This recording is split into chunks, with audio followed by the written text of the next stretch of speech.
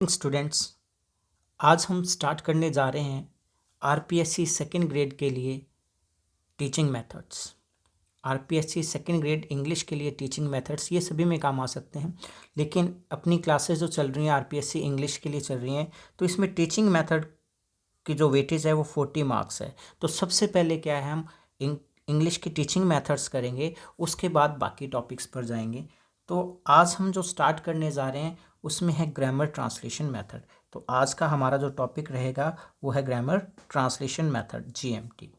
देखो ये मेथड क्या है, इसमें किसी लर्नर को सबसे पहले रूल्स सिखाए जाते हैं, ग्रामेटिकल रूल्स सिखाए जाते हैं, और उसके बाद उन रूल्स को सीखकर ये रूल्स उसको अपनी नेटिव लैंग्वेज, अपनी मदर टंग में सिखाए जाते हैं।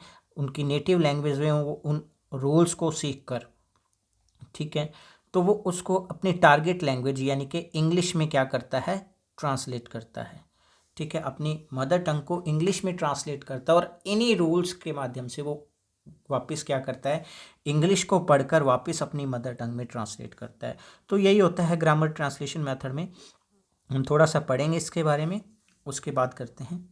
हाँ जी, The grammar translation method is a traditional method for foreign language in Western European countries in the 18th and 19th century. देखो, यूरोपियन कंट्रीज़ में जो ट्रेडिशनल मेथड है फॉरेन लैंग्वेज को सीखने का वो है ग्रामर ट्रांसलेशन मेथड। तो देखिए, सबसे पहले अगर इसका ओरिजिन कहा जाए कि इसकी शुरुआत कब हुई थी, तो ये 16th सेंचुरी में हुई थी, लेकिन ये पॉपुलराइज कब हुई, 18th एंड 19th सेंचुरी में। ये जो मेथड है हमारा, इसकी शुरुआत होती है 16th सेंचुरी में, लेकिन ये पॉपुलर होता है 18th एंड 19th सेंचुरी में। Okay, in this method it is believe that a foreign language can be taught easily through translation and examining the rules of grammar. इस मेथड में क्या होता है, ऐसा बिलीव किया जाता है कि कोई भी फॉरेन लैंग्वेज जो है उसको कैसे सिखाया जा सकता है, उसको ग्रामेटिकल रूल से, ठीक है, ग्रामेटिकल रूल सिखाकर उसको अच्छे से सिखाया जा सकता है। Translation and examining the rules of grammar. In grammar translation classes होता क्या है, ग्रामर ट्रांसलेशन क्लासेस में student learn grammatical rules and then apply those rules by translating sentence between the target language and native language.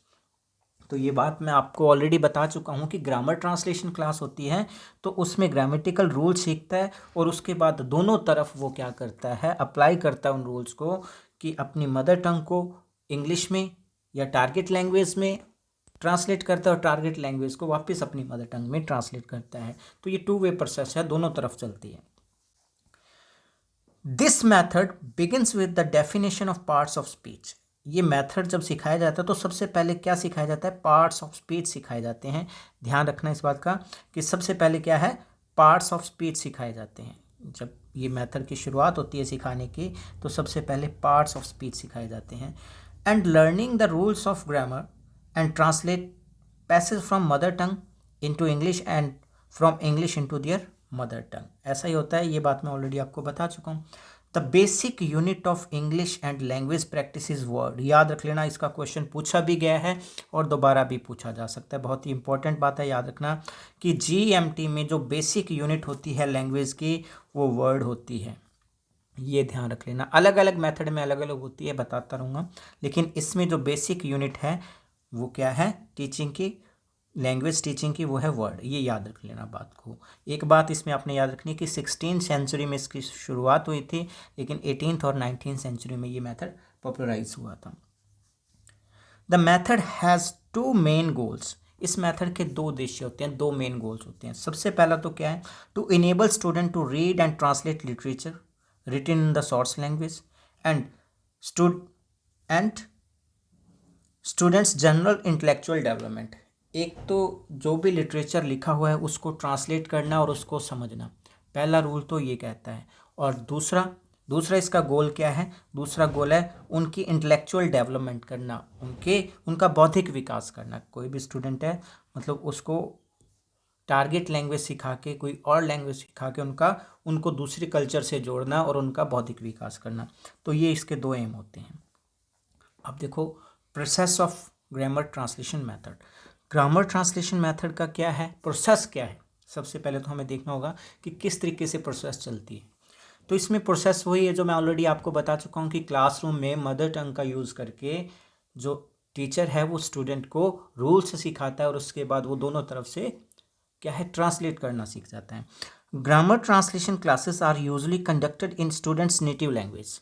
तो question बन सकता है कि grammar translation classes में कौन सी लैंग्वेज यूज़ होती है? नेटिव लैंग्वेज यूज़ होती है स्टूडेंट की, ठीक है, मातृभाषा का यूज़ किया जाता है। ओके, नेटिव लैंग्वेज का यूज़ होता है। Grammatic rules are learn deductively. अब ये भी याद रख लेना, जो ग्रामेटिक रूल्स है वो डिडक्टिवली सिखाए जाते हैं। इंडक्टिव मेथड और डिडक्टिव मेथड आपको आगे बताऊंगा, वैसे आपने पढ़ा होगा। इंडक्टिव और डिडक्टिव मेथड क्या है कि जब किसी भी चीज़ के रूल्स पहले बताए जाते हैं, प्रैक्टिस बाद में कराई जाती है, एग्जाम्पल बाद में दिए जाते हैं, उसको बोल देते हैं डिडक्टिव मेथड। ओके, और इंडक्टिव में क्या होता है, पहले एग्जाम्पल दिया जाता है फिर रूल्स बताए जाते हैं। तो इस यहाँ पर जो ग्रामर है वो डिडक्टिवली सिखाई जाती है, मतलब student learn grammar rules then practice. पहले रूल सीखते हैं उसके बाद प्रैक्टिस करते हैं। तो ये क्वेश्चन भी आपका तैयार होता है कि इसमें मेथड कौन सा यूज़ होता है, कौन सी टेक्निक का यूज़ करते हैं? डिडक्टिव मेथड से पढ़ाया जाता है। Okay, the rules by doing and practice the rules by doing grammar drills and translating sentence to and from target language। यहाँ to and from लिखा हुआ है, मतलब टारगेट लैंग्वेज से और टारगेट लैंग्वेज में दोनों तरफ रूल्स वो सीखता है और ट्रांसलेट करता है। There is usually no listening और स्पीकिंग प्रैक्टिस। अब इस पे क्वेश्चन पूछे जाते हैं कई बार कि इसमें क्या नहीं होता, ना तो लिसनिंग और ना ही स्पीकिंग की प्रैक्टिस होती है। लिसनिंग और स्पीकिंग की प्रैक्टिस नहीं होती है बिल्कुल। And very little attention is placed on the pronunciation and communicative aspects of language। तो किसी वर्ड को कैसे प्रोनाउंस करना है और कैसे उसको कम्युनिकेटिव स्पीच में यूज़ करना है, बोलते हुए कैसे यूज़ करना है, इस पर कोई ध्यान नहीं दिया जाता। मतलब 4 की 4 स्किल्स जो हैं इसमें रीडिंग और राइटिंग स्किल डेवलप होती है, listening and speaking skill develop नहीं होती है। कि LSRW, listening, speaking, reading, writing. तो इसमें लास्ट की 2 स्किल जो है वो डेवलप होती हैं। लिसनिंग और स्पीकिंग इसमें डेवलप नहीं होती है, क्योंकि ना तो इसमें प्रोनाउंसिएशन पर जोर दिया जाता है, ठीक है, और ना ही कम्युनिकेटिव एस्पेक्ट पर जोर दिया जाता है, ना ही उसको सिखाया जाता है। ओके, नेक्स्ट है characteristics of grammar translation method. Grammar translation method की कुछ करेक्टरिस्टिक्स हैं, कुछ विशेषताएं हैं, तो ध्यान रखना। Classes are taught in mother tongue. सबसे पहली विशेषता ये है कि इनकी जो क्लासेस लगती हैं, ठीक है, मदर टंग का यूज़ किया जाता है, नेटिव लैंग्वेज का यूज़ किया जाता है। Much vocabulary is taught in the forms of words. इसमें वर्ड्स के रूप में बहुत ज़्यादा वोकेबलरी सिखाई जाती है, वर्ड मीनिंग सिखाए जाते हैं, मतलब उनको रटाए जाते हैं। उसके बाद देखिए, text book occupies an important place. इसमें टेक्स्ट बुक का बहुत ही इंपॉर्टेंट प्लेस होता है। बिना टेक्स्ट बुक के ग्रामर ट्रांसलेशन मेथड नहीं चलाया जाता, ठीक है, क्योंकि टेक्स्ट बुक में टेक्स्ट दिया होता है, उसको ट्रांसलेट करना होता है, ठीक है, रूल्स दिए होते हैं, तो टेक्स्ट बुक का बहुत ही इंपॉर्टेंट प्लेस होता है इस मेथड में। Grammar is taught डिडक्टिवली। ग्रामर डिडक्टिवली पढ़ाई जाती है, तो मैंने ऑलरेडी आपको बता दिया कैसे पढ़ाई जाती है, कैसे डिडक्टिव अप्रोच क्या है। Rules first and language afterwards. पहले रूल सिखाए जाते हैं फिर लैंग्वेज सिखाई जाती है।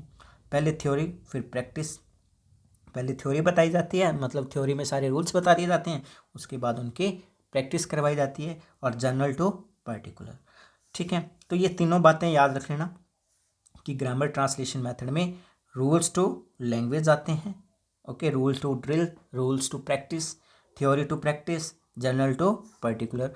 ये तीनों के तीनों क्या है, ग्रामर ट्रांसलेशन मेथड में है। ये इसकी कैरेक्टरिस्टिक्स हैं। ओके, आगे और देखते हैं। Emphasis is given to mother tongue. मातृभाषा पर ज़्यादातर जोर दिया जाता है। Emphasis is given to mother tongue, मातृभाषा पर जोर दिया जाता है। Translation from mother tongue into English and vice versa is given to student for practice. ये बात कई बार बता चुका हूँ कि दोनों तरफ ट्रांसलेशन चलती है। Reading and writing receive the major focus. इसमें रीडिंग और राइटिंग पर फोकस किया जाता है, लिसनिंग और स्पीकिंग पर बहुत ही कम फोकस किया जाता है, ठीक है। तो रीडिंग और राइटिंग स्किल डेवलप होती है। The method by definition has limited scope. तो देखो इस अपने ग्रामर ट्रांसलेशन मैथड की डेफिनेशन से ही देखें कि इसका जो स्कोप है बहुत ही, इसका जो क्षेत्र है बहुत ही लिमिटेड है, क्योंकि ये रीडिंग और राइटिंग तक ही सीमित रह जाता है। More attention is paid to the form of sentence. इसमें क्या है, सेंटेंस की फॉर्म पर ज़्यादा अटेंशन दिया जाता है, ज़्यादा ध्यान दिया जाता है। Being translated to their content than to their content, मतलब जो अपने more attention is paid to the form of sentence being translated than to their content, मतलब उसमें कंटेंट क्या है, विषय वस्तु क्या है, उस पर ध्यान कम दिया जाता है। इसमें ज़्यादातर ध्यान दिया जाता है कि सेंटेंस की फॉर्म क्या है, इसमें फिगर्स ऑफ स्पीच, ठीक है, पार्ट्स ऑफ स्पीच, ठीक है, कितने सही तरीके से यूज़ किए गए हैं, parts of speech not figure of speech, parts of speech कितने अच्छे से यूज़ किए गए हैं, करेक्ट हैं या नहीं है, इस पर ज़्यादा ध्यान दिया जाता है। यार unit of teaching is word, तो ये भी पहले बता चुका हूँ कि इसमें टीचिंग की जो यूनिट रहती है वो आपकी वर्ड रहती है। आगे चलते हैं। अब देखो इसकी मेरिट्स, इसकी खूबियाँ, ठीक है, इसकी खूबियाँ और कमियाँ दोनों आपने बताएंगे, ठीक है। तो इसकी मेरिट्स क्या है, सबसे पहले ये जो मेथड है, it helps the student to learn English through their mother tongue. तो सबसे पहली विशेषता इसकी यही है कि अपनी मातृभाषा से, उसकी हेल्प से वो इंग्लिश लैंग्वेज सीख जाते हैं, ठीक है। टारगेट लैंग्वेज भी हम यूज़ कर सकते हैं, ज़रूरी नहीं है कि इंग्लिश के लिए अगर हिंदी, ठीक है, सीख रहे हैं तो हिंदी, पंजाबी सीख रहे हैं तो पंजाबी, मतलब टारगेट लैंग्वेज, फ्रेंच सीख रहे हैं तो फ्रेंच, अपनी मातृभाषा से वो जो टारगेट लैंग्वेज है उसको सीख लेते हैं, ठीक है। क्योंकि हम इंग्लिश के टीचिंग मेथड कर रहे हैं, इसलिए इसको टारगेट लैंग्वेज की बजाय हम इंग्लिश बोल रहे हैं, okay. Rules of grammar can easily be taught with the help of native language. तो नेटिव लैंग्वेज में क्या है, ग्रामर के रूल पढ़ाए जा सकते हैं इसमें। This method teaches how to write correct English by explaining the grammatic rules first. तो ये करेक्ट इंग्लिश को लिखना भी सिखाता है ये मेथड जो है, कि किस तरीके से हम करेक्टली किस चीज़ को लिख सकते हैं। This method is very useful in developing the art and skill of translation. इससे कौन सी स्किल अपनी डेवलप होती है, ट्रांसलेशन की, हम दोनों तरफ ट्रांसलेशन कर सकते हैं। It promotes the skill of reading and comprehension. ये हमारे अंदर रीडिंग और कॉम्प्रहेंशन की स्किल को प्रमोट करती है, ओके, क्योंकि हमें ट्रांसलेशन करना आ गया तो समझ भी आने लग जाएगा, ठीक है, कॉम्प्रहेंशन स्किल भी अच्छी हो जाएगी और रीडिंग स्किल भी अच्छी हो जाएगी। नेक्स्ट देखिए, sixth, this merit requires the use of less teaching ads in the classroom because mother tongue translation makes the teaching easy. देखो हर चीज़ मदर टंग में ट्रांसलेट की जा रही है, तो इसमें ज़्यादातर क्या है, उनको टीचिंग एड्स की ज़रूरत नहीं पड़ती, बोलकर ही समझाया जा सकता है।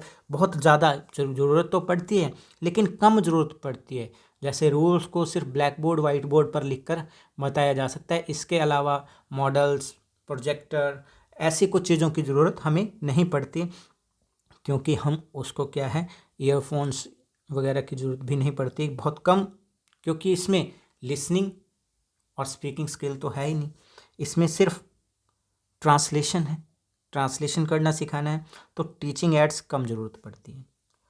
Translation approach saves a lot of time and energy of teacher in teaching a foreign language.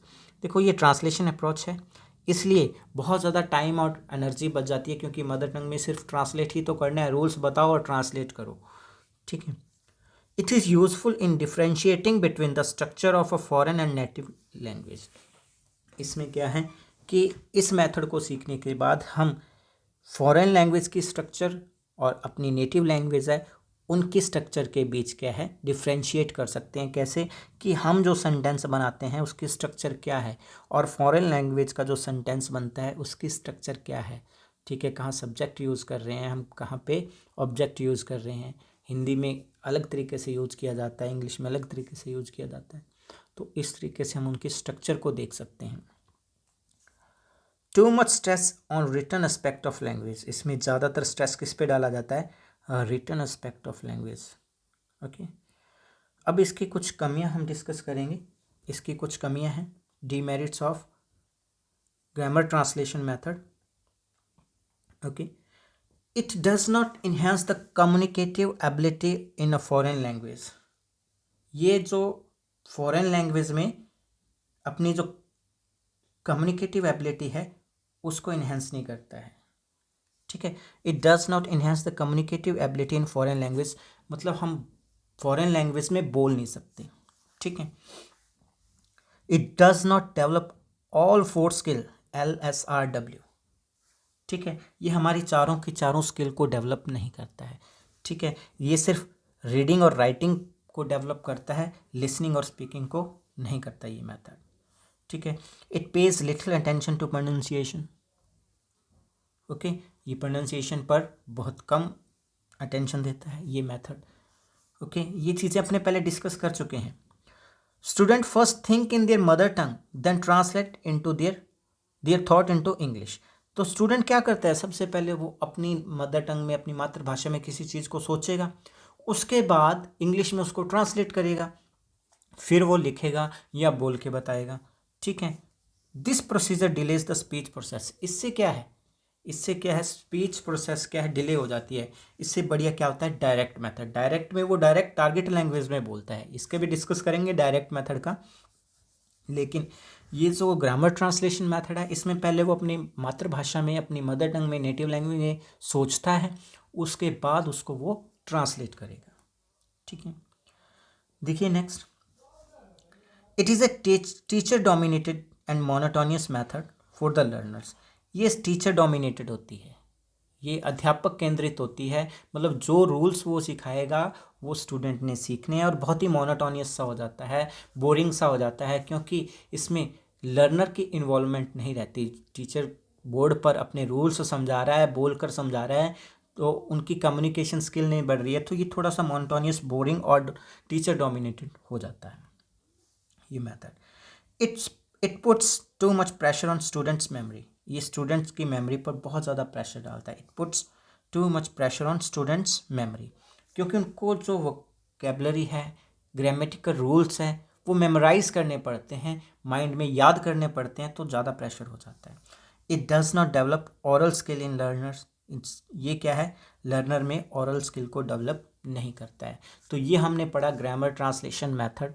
Grammar translation method है क्या, इसकी विशेषताएं क्या है, इसकी कमियां क्या हैं, इसकी प्रोसेस क्या है, किस तरीके से ये सिखाई जाती है, कब शुरुआत हुई।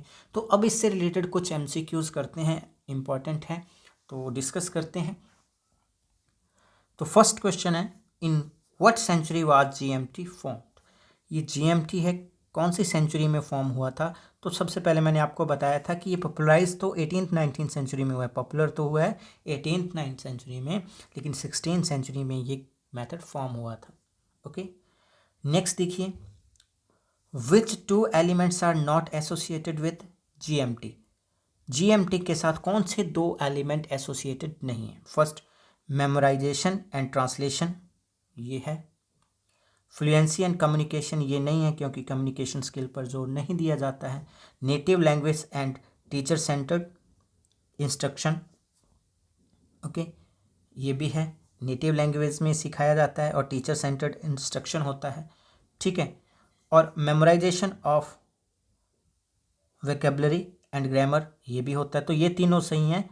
ठीक है, ये तीनों होते हैं, तो ये दोनों इसमें नहीं आएंगे। फ्लुएंसी एंड कम्युनिकेशन नहीं होते, तो हमारा आंसर रहेगा बी। देखो, मेमोराइजेशन भी होता है, ट्रांसलेशन भी होता है, टीचर सेंटर्ड भी होता है, नेटिव लैंग्वेज भी होता है, मेमोराइजेशन भी होता है। ठीक है, वोकैबुलरी और ग्रामर, ये सारी इसकी विशेषताओं में आ जाता है। तो बहुत ही अच्छा क्वेश्चन है। फ्लुएंसी एंड कम्युनिकेशन नहीं होता है, ये दो एसोसिएट नहीं है GMT से। ओके, नेक्स्ट देखते हैं, in a classroom that uses GMT student are instructed in. Classroom जिसमें क्या है, GMT का यूज़ किया जाता है, उसमें स्टूडेंट्स को क्या, किस में इंस्ट्रक्शन दी जाती है। तो सिंपल सी बात है, उनकी नेटिव लैंग्वेज में इंस्ट्रक्शन दी जाती हैं भी। Next question, what is the role of the teacher. ठीक है, इस GMT मेथड में, sorry, fourth question, GMT places a focus on. GMT में फोकस किस पे दिया जाता है। देखो, जो जो गलत होता जाएगा वो काटते रहना। Memorisation of conversational dialogue and vocabulary. देखो, वोकैबुलरी होता है लेकिन कन्वर्सेशन नहीं होती, तो ये गलत है हमारा। ठीक है, memorisation of vocabulary, grammar, learning, communicative techniques. Vocabulary होती है, ग्रामर होती है, लेकिन कम्युनिकेटिव टेक्निक्स नहीं होती है, तो ये भी गलत हो जाएगा। Memorisation of vocabulary, grammar and translation of text. Okay, memorisation of vocabulary ये भी सही है, ग्रामर है इसको भी ठीक है मेमोराइज किया जाता है, और ट्रांसलेशन ऑफ टेक्स्ट इसको भी किया जाता है। ठीक है, चलिए नेक्स्ट ऑप्शन देखते हैं। Memorisation of translation and speaking grammatically correct. Speaking इसमें होती नहीं है, मैंने ऑलरेडी बता दिया कि स्पीकिंग पर फोकस नहीं किया जाता है, तो अपना आंसर सी सही बैठ रहा है बिल्कुल। ठीक है, इसमें क्या होता है, वोकेबलरी जो वर्ड्स हैं उनको मेमोराइज किया जाता है, ग्रामेटिकल रूल्स को मेमोराइज किया जाता है, और ट्रांसलेशन ऑफ टेक्स्ट उसको भी याद रखा जाता है कि किस तरीके से ट्रांसलेशन करनी है। चलिए next, what is the role of a teacher in GMT. GMT में ठीक है, ग्रामर ट्रांसलेशन मेथड में थोड़ा देख लेना, ग्रामर ट्रांसलेशन मेथड में एक टीचर का क्या रोल होता है। The teacher is responsible in helping student doing exercise. Teacher responsible होता है स्टूडेंट से एक्सरसाइज करवाने में। Teacher is authority in the classroom but student have enough space to participate, ये भी नहीं है। ठीक है, the teacher shows the path to student should go to have effective learning, वो उनको सिर्फ रास्ता दिखाता है, ऐसा भी नहीं है क्योंकि टीचर सेंटर्ड होता है। Teacher is the authority in the classroom, student do as she share so they can learn, तो ये इसका सही बैठेगा। ठीक है, ये सही बैठेगा। ठीक है, teacher is the authority in the classroom, क्योंकि टीचर डोमिनेटेड क्लासरूम होता है और जो वो कहता है बच्चे वैसा ही करते हैं। नेक्स्ट है, what is important in GMT. What is important in GMT, GMT में क्या इंपॉर्टेंट है। The ability of communicating target language, communication तो है ही नहीं। Teach student about culture and fine arts, ये भी नहीं है। Learn grammar, know how to translate and speak simple sentence, speak simple sentence ये भी नहीं आएगा। ठीक है, क्योंकि स्पीकिंग स्किल नहीं है तो उससे रिलेटेड गलत होता जाएगा। Appreciate foreign language literature, learn grammar and grow intellectually, तो ये तीनों चीज़ें इसमें आएंगी, क्योंकि जब हम किसी लिटरेचर को ट्रांसलेट करना सीख जाएंगे तो उसको अप्रिशिएट करना, ठीक है, ग्रामर को सीखना और अपनी इंटेलेक्चुअल डेवलपमेंट करना। नेक्स्ट देखिए, the grammar translation method puts a tremendous strain to, किस पर, क्रिएटिव इमेजिनेशन पर, स्टूडेंट्स मेमोरी, टीचर्स मेमोरी, ये हमने पढ़ा है कि ज़्यादा स्ट्रेन किस पर रहता है, स्टूडेंट्स मेमोरी पर रहता है। नेक्स्ट है, what is called the soul of English language. Grammar को सोल ऑफ इंग्लिश लैंग्वेज कहा जाता है, grammar is called the soul of English language. Next है, the leading exponent of grammar translation method were. देखो ये जो grammar translation method है इसमें जो लीडिंग एक्सपोनेंट हुए हैं जिन्होंने इसको बहुत ही अच्छे से पॉपुलराइज किया है वो है जॉन शेडन और जॉन मैडिंगर। ठीक है, डी इसका आंसर रहेगा, इसको याद कर लेना। इन grammar translation method the basic unit of teaching and language practices a word, ये भी मैंने आपको बताया था। तो ये हुआ अपना ग्रामर ट्रांसलेशन मेथड। ठीक है, जीएमटी। अब नए मेथड के साथ नई क्लास में मिलते हैं, उम्मीद है आपको अच्छे से समझ आया होगा। थैंक यू वेरी मच, मिलते हैं नेक्स्ट क्लास में।